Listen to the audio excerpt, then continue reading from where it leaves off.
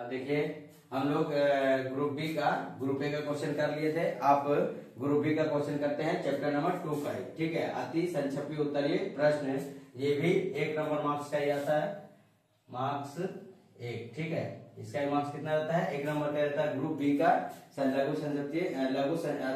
अति संक्षिप्त उत्तरीय प्रश्न। बोला गैस के आयतन तथा दबाव में क्या संबंध है? तो गैस के आयतन तथा दबाव मतलब V और P का बात हो रहा है, मतलब वॉल्यूम और प्रेशर। तो गैस के आयतन और दबाव का संबंध किससे है? तो पहले तो देखते हैं कि किस वैज्ञानिक ने दिया था। तो बॉयल्स ने दिया था V और P। इसका संबंध हम लोग को पता है, क्या होता है? V व्युत्क्रमानुपाती 1/P, V व्युत्क्रमानुपाती 1/P। गैसों के आयतन तथा दबाव में क्या संबंध है? तो इसका संबंध है V व्युत्क्रमानुपाती 1/P। ये किसने दिया था? तो ये बॉयल्स ने दिया था। किस वैज्ञानिक ने दिया था? तो बॉयल्स नामक वैज्ञानिक ने दिया था। बॉयल नामक वैज्ञानिक ने दिया था। वैज्ञानिक ने दिया था। कहाँ का था ये? तो इंग्लैंड का था। कहाँ का था? तो इंग्लैंड का था। ठीक है, बॉयल्स वैज्ञानिक कहाँ का था? तो इंग्लैंड का था। ठीक, इसका आगे देखते हैं हम लोग। बोला कि गैस के आयतन तथा परम तापक्रम में क्या संबंध है? तो गैस के आयतन तथा परम तापक्रम में क्या संबंध है? तो ये V समानुपाती T। ये किस व्यक्ति ने दिया था? तो ये किस वैज्ञानिक था? चार्ल्स ने दिया था। ये किसने दिया था? चार्ल्स ने दिया था। चार्ल्स नामक वैज्ञानिक ने दिया था 1787 ईस्वी में। 1787 ईस्वी में। हाँ, कहाँ का था ये? तो चार्ल्स फ्रांस का था। कहाँ का था? फ्रांस का वैज्ञानिक था। ठीक है, चार्ल्स कहाँ का वैज्ञानिक था? तो फ्रांसीसी वैज्ञानिक था। V समानुपाती क्या आ जाएगा? T। V समानुपाती T। इसमें क्या स्थिर रहता है? बॉयल्स कहने में क्या स्थिर रहता है? तो तापक्रम स्थिर रहता है। और चार्ल्स कहने में क्या स्थिर रहता है? तो दबाव स्थिर रहता है। ठीक है, इसका आगे देखते 3 नंबर। बोला किस तापक्रम पर गैस का आयतन शून्य रहता है?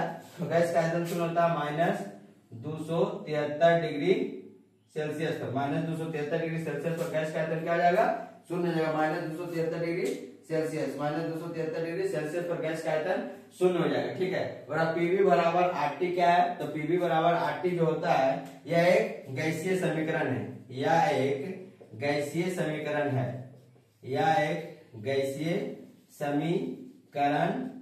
ठीक है, पीवी बराबर RT जो है क्या है? गैसीय समीकरण है। पीवी बराबर RT क्या है? तो यह गैसीय समीकरण है। और एनटीपी पर गैसों का मोलर आयतन का मान कितना होता है? तो एनटीपी पर हो या एसटीपी पर हो, गैसों के मोलर आयतन का मान होता है 22.4 लीटर। कितना आंसर होता है इसका? होता है 22.4 लीटर होता है। 22.4 लीटर। ठीक है, 22.4 लीटर होता है। एनटीपी पर गैसों का मोलर आयतन का मान कितना होता है? 22.4 लीटर होता है। और एवोगैड्रो की संख्यात्मक मान कितना होता है? तो एवोगैड्रो पर क्या बोला? एवोगैड्रो के नियम के अनुसार समान ताप, समान दाब और समान आयतन पर सभी पर मोलों का आयतन की संख्या क्या होता है? बराबर होता है। मोलों का आयतन की संख्या क्या होता है? बराबर होता है। तो एवोगैड्रो का संख्यात्मक मान हो जाएगा 6.023 into 10 के पावर 23 6.023 into 10 पावर क्या आ जाएगा? 23 हो जाएगा। और शुष्क वायु तथा जलीय वायु में कौन हल्का होता है? तो जलीय वायु क्या होता है? हल्का होता है। जलीय वायु क्या होता है? हल्का होता है। कि शुष्क जलीय वायु क्या होता है? हल्का होता है। शुष्क वायु जलीय वायु में कौन हल्का होता है? तो जलीय वायु हल्का होता है। शुष्क वायु किसे कहते हैं? तो ठोस कार्बन डाइऑक्साइड को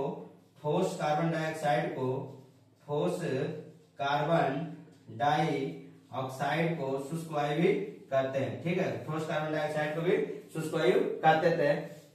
तो ये आपका ग्रुप बी का 7 क्वेश्चन, 7 क्वेश्चन का आंसर हम एक एक करके दे दिए हैं। अपना कॉपी में एक एक करके अच्छी तरह से नोट करते जाइए, तो स्क्रीनशॉट ले लीजिए। फिर से हम एक बार रिपीट कर देते हैं। और गैस के आयतन तथा दबाव में क्या संबंध है? तो गैस के आयतन तथा दबाव में व्युत्क्रमानुपाती संबंध है। ये किसने नियम दिया था?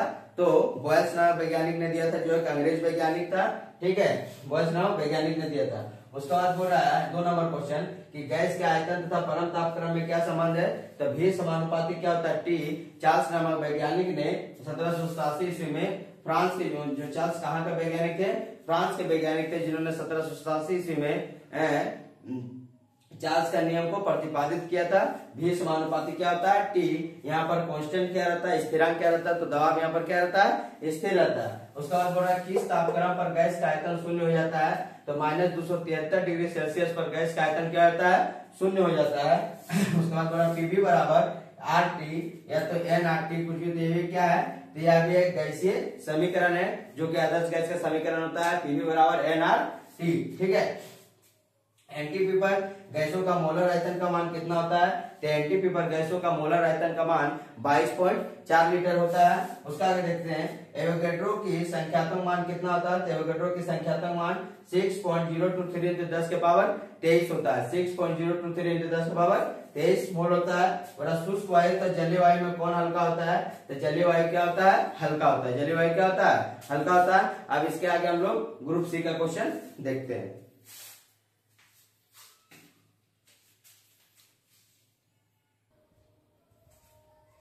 देखिए हम लोग 3 नंबर ग्रुप सी का क्वेश्चन देखते हैं, जो एग्जाम में सभी अंक 2 नंबर के आते हैं। उसमें हम लोग देखते हैं मार्क्स 2 का आता है, और लघु उत्तरीय प्रश्न को बॉयल का नियम को लिखिए। बॉयल के नियम को लिखिए। बॉयल का नियम किसे कहते हैं, तो हम लोग पहले भी जानते हैं कि स्थिर तापक्रम पर किसी निश्चित मात्रा वाली, स्थिर तापक्रम पर, बॉयल के नियम में स्थिर क्या रहता है, तो तापक्रम स्थिर रहता है।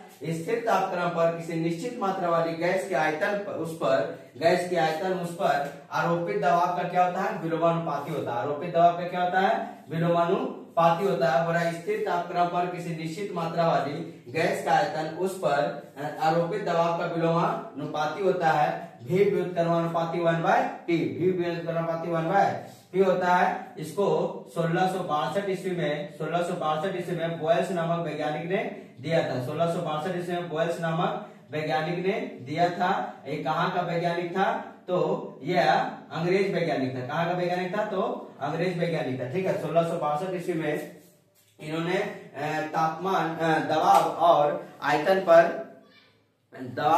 को संबंध को बताते हुए इन्होंने बॉयल्स का नियम दिया कि स्थिर तापक्रम पर जो दबाव होता है, जो आयतन, स्थिर तापक्रम पर निश्चित मात्रा वाली गैस का आयतन, उस पर दबाव का क्या होता है, व्युत्क्रमानुपाती होता है, विलोमानुपाती होता है। बॉयल के नियम में स्थिरांक का नाम लिखो, तो बॉयल के नियम में स्थिरांक क्या रहता है, बॉयल के नियम में स्थिरांक रहता है तापक्रम और गैसों की मात्रा।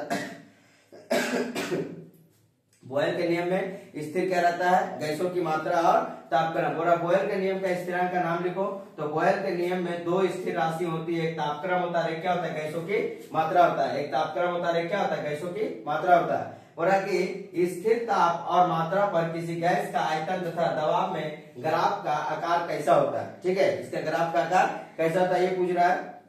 और स्थिर ताप और मात्रा पर किसी गैस का आयतन तथा दबाव में ग्राफ का आकार कैसा होता है। बड़ा स्थिर ताप पर गैस के निश्चित मात्रा वाली आयतन तथा दबाव में ग्राफ अंकन करने पर एक वक्र प्राप्त होता है, एक कर्व प्राप्त होता है। ठीक है, स्थिर ताप पर गैस की निश्चित मात्रा का आयतन तथा दबाव में ग्राफ अंकन करने पर एक वक्र प्राप्त होता है, जिसकी आकृति कैसा होता है, समकोणीय हाइपरबोला होता है। जिसकी आकृति कैसा होता है, समकोणीय हाइपरबोला होता है। और ये कैसा प्राप्त होता है, वक्र प्राप्त होता है। यहाँ पे देखा जाता है कि दबाव में वृद्धि होता है, आयतन में क्या होता है, कमी होता है। देखिए ये क्या हो रहा है, दबाव में वृद्धि होते जा रहा है, आयतन में क्या होते जा रहा है, कमी होते जा रहा है। दबाव में वृद्धि, दबाव अगर बढ़ेगा, यहीं पे देखते हैं, क्योंकि ये क्या होता है, V व्युत्क्रमानुपाती 1/P होता है। अगर दबाव बढ़ेगा तो आयतन क्या होगा, घटेगा। दबाव अगर बढ़ेगा तो आयतन क्या होगा, घटेगा, क्योंकि ये दोनों क्या होता है, व्युत्क्रमानुपाती होता है, उल्टा विलोमानुपाती होता है। अगर आप यहाँ पे बढ़ा रहे थे, इसको क्या करेंगे, आयतन को घटाएंगे। तो आयतन को जैसे जैसे हम लोग घटाते हैं तो दबाव में क्या होता है, वृद्धि होता है। आयतन को घटाते हैं तो दबाव में क्या होता है, वृद्धि होता है। अब इसका आगे हम लोग 4 नंबर क्वेश्चन को देखते हैं।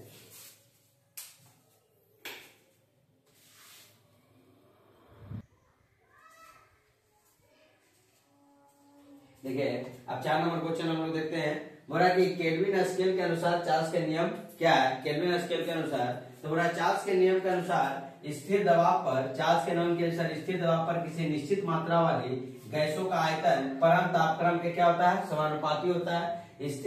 चार्ल्स के नियम के अनुसार स्थिर दबाव पर किसी निश्चित मात्रा वाली गैसों का आयतन परम तापक्रम के समानुपाती होता है। यह चार्ल्स का नियम केल्विन स्केल में दिया गया था। ठीक है, ये चार्ल्स के नियम किसमें दिया गया था? तो केल्विन स्केल पे दिया गया था। केल्विन स्केल पे यही होता है कि 0 डिग्री सेल्सियस बराबर कितना होता है? 273 केल्विन। 0 डिग्री सेल्सियस बराबर कितना होता है? 273 केल्विन होता है। ठीक है, 0 डिग्री सेल्सियस बराबर 273 केल्विन होता है। इसलिए जब सेल्सियस को हम लोग केल्विन में बदलते हैं तो 273 को क्या करते हैं? जोड़ देते हैं, और केल्विन से जब सेल्सियस में बदलते हैं 273 क्या करते हैं? घटा देते हैं। ठीक, उसका आगे देते हैं। और अब परम शून्य तापक्रम किसे कहते हैं? परम शून्य तापक्रम किसे कहते हैं? बोला चार्ल्स के नियम के अनुसार, चार्ल्स के नियम के अनुसार परम शून्य तापक्रम वह तापक्रम है, परम शून्य वह तापक्रम है, चार्ल्स के नियम के अनुसार परम शून्य वह तापक्रम है जिस पर किसी गैस की निश्चित मात्रा का आयतन बीजगणितीय रूप से शून्य हो जाता है। ठीक है, जिस पर किसी गैस के निश्चित मात्रा का आयतन बीजगणितीय रूप से क्या होता है? शून्य होता है। बीजगणितीय रूप से क्या होता है? शून्य होता है। उसे ही परम शून्य तापक्रम कहते हैं। उसे ही परम शून्य क्या कहते हैं? तापक्रम कहते हैं। बोला कि फिर से बोलते हैं, चार्ल्स के नियम के अनुसार परम शून्य वह तापक्रम है जिस पर किसी गैस के निश्चित मात्रा का आयतन बीजगणितीय रूप से क्या होता है? शून्य होता है, और उसे ही परम शून्य तापक्रम कहते हैं। इसका मान -273 डिग्री सेल्सियस होता है। परम शून्य तापक्रम का मान कितना होता है? तो -273 डिग्री सेल्सियस, -273 डिग्री सेल्सियस होता है। बोला कि स्थिर दबाव पर परम तापक्रम तथा आयतन के ग्राफ अंकन करने पर ग्राफ का आकार कैसा होता है? और स्थिर दबाव तथा स्थिर मात्रा पर आयतन भी y एक्सिस पर तथा परम तापक्रम t x एक्सिस पर हमेशा अंकन करने पर सरल रेखीय मिलता है। ठीक है, जो अंकन करने पर क्या मिलता है? सरल रेखीय मिलता है। जैसे मान लीजिए ये ग्राफ अगर हम बनाते हैं,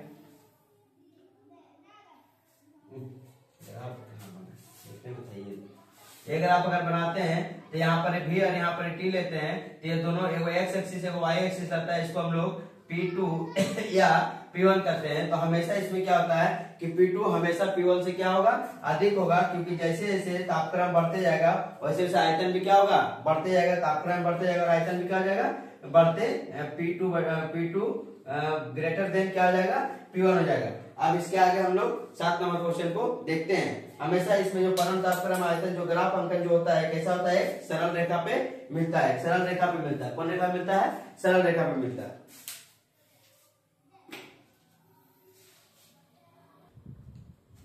देखिए हम लोग अब 7 नंबर क्वेश्चन देखते हैं। बोला मोल आयतन किसे कहते हैं? मोल आयतन किसे कहते हैं? बोला 7 नंबर क्वेश्चन में निश्चित ताप और दाब पर, ठीक है, निश्चित ताप और दाब पर यदि किसी गैस का आयतन भी और उस गैस में उपस्थित अणुओं की मात्रा की संख्या n मोल है तो उस गैस का मोल आयतन कहते हैं। उसे गैस का क्या कहते हैं? मोल आयतन कहते हैं। ठीक है, मोल आयतन Vm बराबर होता है मोलर आयतन बराबर क्या होता है? V बटा n होगा। मोलर आयतन बराबर क्या होगा? V बटा n होगा। ठीक है,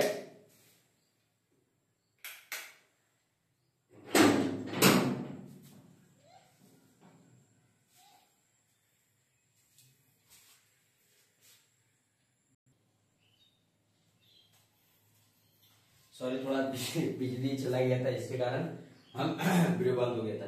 बोला कि मोल आयतन किसे कहते हैं? तो निश्चित ताप और दाब पर किसी गैस का आयतन, निश्चित ताप और दाब पर यदि किसी गैस का आयतन भी हो और उस गैस में उपस्थित अणुओं की मात्रा n हो तो उसे गैस के मोल का आयतन कहते हैं, जो Vm। मोलर आयतन बराबर क्या होता है? V बटा n। मोलर आयतन बराबर क्या होता है? V बटा n। V मतलब हो गया मेरा आयतन और n हो गया मेरे मोलों की संख्या। ठीक है, उसके आगे देखते हैं, बोलता है एवोगैड्रो का नियम क्या है? एवोगैड्रो के नियम के अनुसार समान दाब पर सभी गैसों के समान आयतनों में अणुओं की संख्या क्या होती है? समान होती है। समान ताप समान दाब एवं समान आयतनों पर मोलों की संख्या जो होती है, सभी आयतनों की जो अणुओं की संख्या होती है सभी क्या होती है? समान होती है। इस नियम के अनुसार स्थिर ताप और दाब पर किसी गैस के द्वारा घेरा गया आयतन, स्थिर ताप और दाब पर किसी गैस का द्वारा घेरा गया आयतन, उसमें उपस्थित अणुओं में मोलों की संख्या n के क्या होता है? समानुपाती होता है। n के क्या होता है?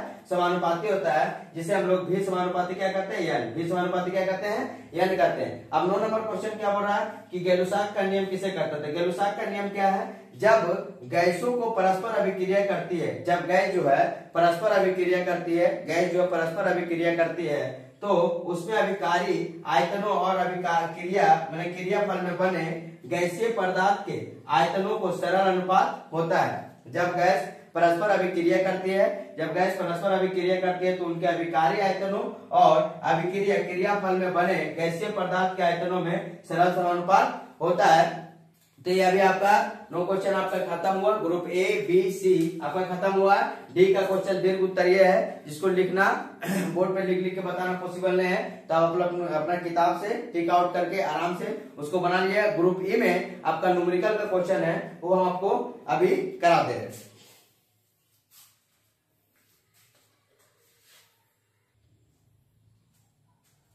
देखिए पूरा स्थिर ताप पर फर्स्ट नंबर ग्रुप ए का गणितीय प्रश्न को हल करते हैं, जो न्यूमेरिकल क्वेश्चन है।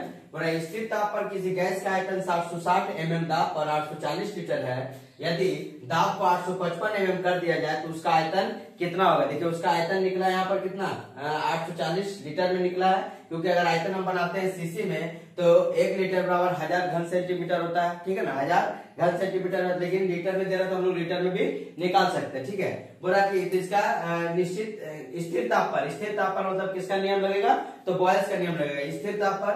तो स्थिर ताप पर यहाँ पर P1 कितना दिया हुआ? P1 दिया 760 mm, ठीक है। V1 कितना दिया है? 840 लीटर, 840 लीटर। उसके बाद बोल रहा P2 कितना दिया? यदि दाब को 855 कर दिया, P2 855 दिया हुआ है mm में, ठीक है। पहले यूनिट को हम लोग देखते हैं, उसके बाद तो V2 क्या होगा? V2 बराबर हमको पता है कि V2 बराबर क्या होता है? V2 बराबर होगा P1 गुना V1 बटा P2 P1 गुना V1 बटा क्या आ जाएगा? P2 हो जाएगा। P1 गुना V1 बटा P2 हो जाएगा, क्योंकि हम लोग फॉर्मूला के अनुसार जानते थे कि P1 गुना V1 बराबर P2 गुना V2 बराबर P3 गुना V3 होता है। तो यहाँ से V2 निकालना है, तो P1 मेरा कितना दिया? P1 मेरा 760 है, V1 कितना है? 840 है, उसके बाद P2 कितना है? तो 855 है। अब इसको काट कूट करके देखते हैं तो कितना आ जाएगा? 5 से काटे इसको तो 5 से 5 कम 5, 3 5 5 7 35, 5 कम 5, फिर 5 से काटेंगे तो 5 कम 5, 5 से 30, 5 40। अब 171 और 760 19 से काटते हैं तो 19 नंबर कितना हो जाएगा? 171 और 19 चौका हो जाएगा 760, ठीक है। और कुछ कटने वाला है? तो कुछ कटने वाला नहीं है। समथिंग में अगर हम गुना करते हैं तो इसका मान जो आएगा कितना आ जाएगा? जो आपका आंसर में दिया काटपुट करके देखिएगा तो आपका आंसर आ जाएगा 746.67 लीटर, 746.67 लीटर। ये आपको अगर इसको 40 गुना 168 बटा 19 करिएगा तो 746.67 लीटर आपका आंसर आ जाएगा। आप देखते हैं 2 नंबर क्वेश्चन। बोला कि स्थिर ताप पर, फिर बोल दिया स्थिर ताप पर मतलब किसका नियम लगेगा? तो बॉयल्स का नियम लगेगा।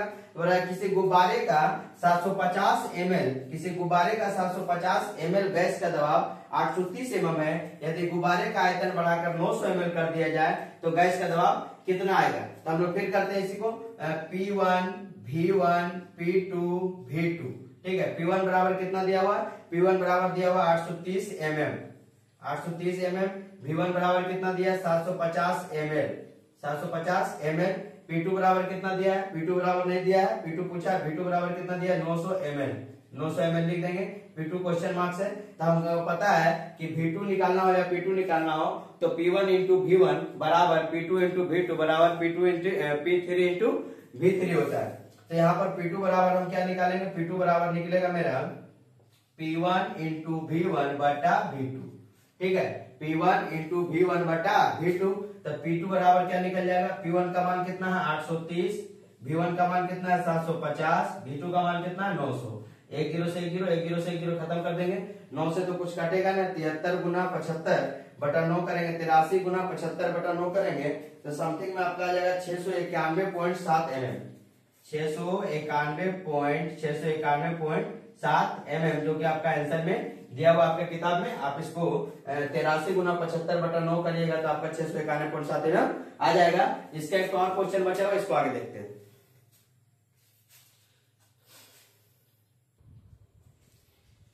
देखते हैं 3 नंबर क्वेश्चन। न्यूमेरिकल इक्वेशन है जो गणितीय समस्या का हल करना है। बोला कि 15 डिग्री सेल्सियस पर किसी गैस का आयतन 360 ml है। यदि दाब स्थिर रखा जाए, देखिए दाब क्या रखा जाए? स्थिर। दाब स्थिर रखा जाए इसका मतलब किसका नियम है? चार्ल्स का नियम है, ठीक है। दाब को अगर स्थिर रखा जाए तो ये किसका नियम है?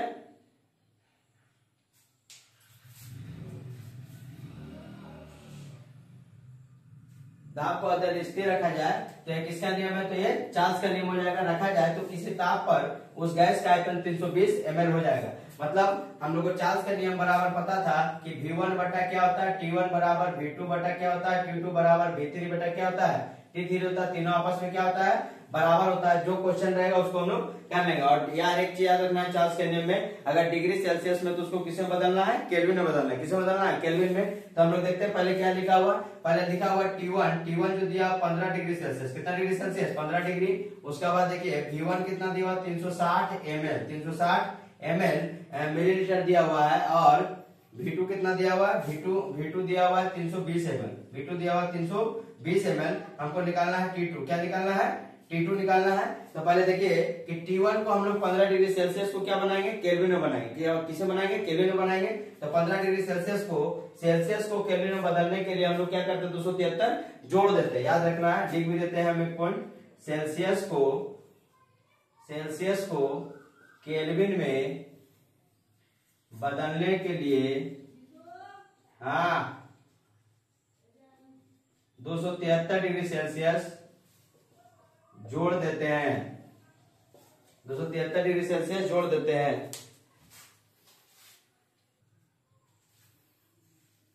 तो T1 बराबर 15 डिग्री सेल्सियस दिया, V1 बराबर 360 ml, V2 बराबर 320 ml और T2 निकालना है। ठीक है, बोला कि तो सेल्सियस को केल्विन में बदलने के लिए कितना जोड़ना पड़ता है, 273 डिग्री जोड़ना पड़ता है। तो हम लोग सेल्सियस में केल्विन में बदलने के लिए 273 डिग्री इसमें जोड़ देंगे तो कितना आ जाएगा, 273 और 15 288 केल्विन। कितना केल्विन, 288 केल्विन हो जाएगा। अब हम यहाँ से फॉर्मूला लगा करके इसको निकाल लेंगे। बोला कि V1 बटा T1 बराबर V2 बटा T2, V1 बटा T1 बराबर V2 बटा क्या आ जाएगा, T2 हो जाएगा। तो V1 कितना दिया हुआ मेरा 360 ml, 360 ml लिख लेंगे।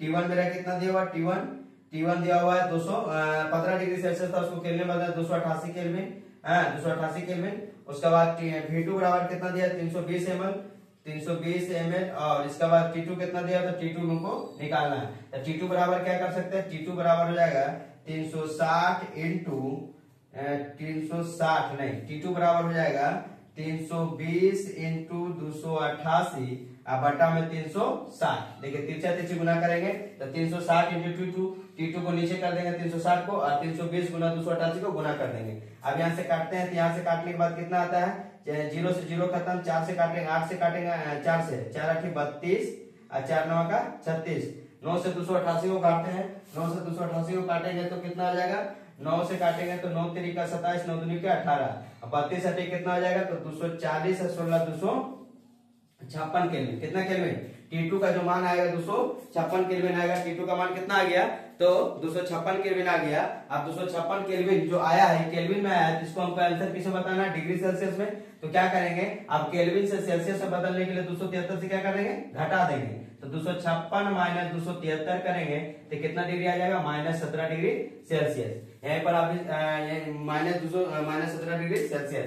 यहीं पर आपका सभी क्वेश्चन क्या होता है, आप समाप्त होता है। एक चैप्टर आपका, 2 नंबर चैप्टर आपका कंप्लीट हुआ। 2 थ्योरी का पार्ट वीडियो बना और 1 पूरा क्वेश्चन आंसर का ग्रुप डी का क्वेश्चन आप लोग देख लीजिएगा। किताब से टिक आउट करके अच्छे से पढ़ के उसको लिख लेना, क्योंकि बोर्ड पे लिखाना इतना संभव नहीं हो पाता। ठीक है, इसके लिए धन्यवाद, आराम से पढ़ते रहिए।